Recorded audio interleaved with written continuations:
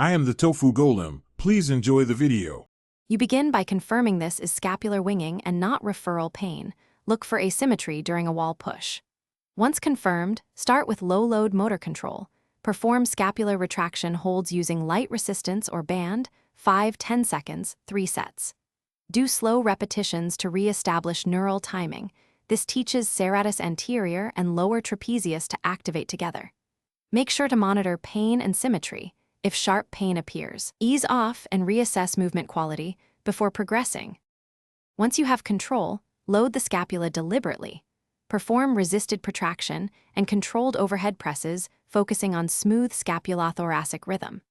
Use closed chain drills like wall slides and quadruped reaches to reinforce coordinated activation. These increase proprioception and stability under varying angles.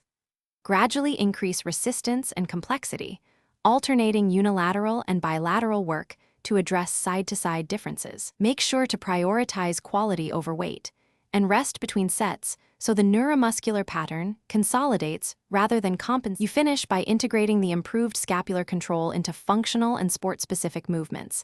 Add progressive overload and patterning for throwing, pressing, or lifting. Simultaneously correct contributing deficits. Increase thoracic extension and stretch tight pec minor to allow the scapula to sit and move correctly. Once done, test in real tasks and gradually return to full intensity. If winging returns, reduce load. Regress to basic holds and closed chain work, and consult a clinician for persistent nerve.